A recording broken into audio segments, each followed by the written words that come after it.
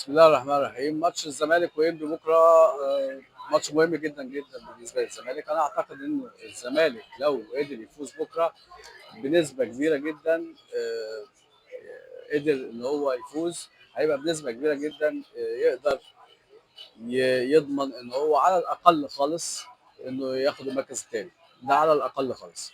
لكن انا بشوف انه معتمد جمال الماتش بتاع بكره لازم يبقى ماتش كاس بالنسبه له، يعني مش ماتش دوري من يا قاتل يا مقتول يعني.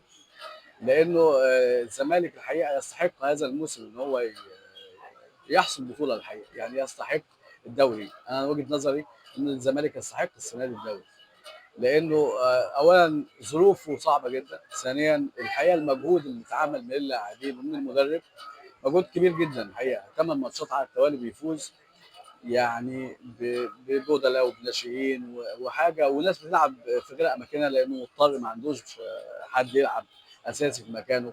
فده مجهود الحقيقه جبار.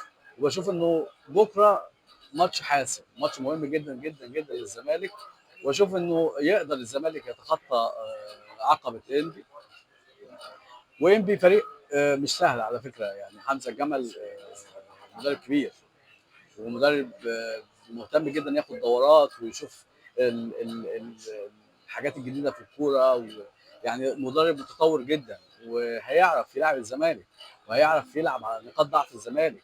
الزمالك لازم يبقى فاهم، لازم انه روح اللاعبين واصرارهم هو اللي هيبقى الفيصل. يعني مش الماتش مش هيبقى سهل، روح اللاعبين واصرارهم هو اللي هيبقى الفيصل. وانا اشوف كمان انه الجمهور هيبقى دوره مهم جدا جدا جدا بكره. الجمهور لازم من اول دقيقه، حتى لو الزمالك جه في جول، لازم يشجع لغايه اخر دقيقه، ولازم يحس اللاعبين ان ده ماتش ما ينفعش نفرط فيه، لانه انا شايف ان ده ماتش هيبقى ماتش البطوله، لانه ده ماتش مش هيخليك فارق عن الاهلي 6 نقط.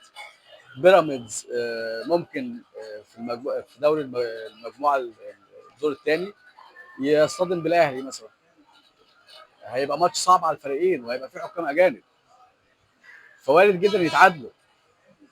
فبيراميدز كمان يبعد عنك ب5 نقط. فانت لازم تبقى الماتش ده مهم جدا جدا للي جاي. وانا اعتقد ان معتمد جمال فاهم ده كويس جدا، وعارف ان ده ماتش ما ينفعش فيه خساره نقاط، لانه كل فرق هيتسع ما بينه وما بين بيراميدز هيبقى له ثمن، وكل فارق هيتسع بينه وبين الاهلي يبقى له ثمن وحسابات في اللي جاي. بشوف انه معتمد جمال اكيد مدرك حاجه زي كده، واللاعبين والجمهور الحقيقه، يعني واضح جدا وعي الجمهور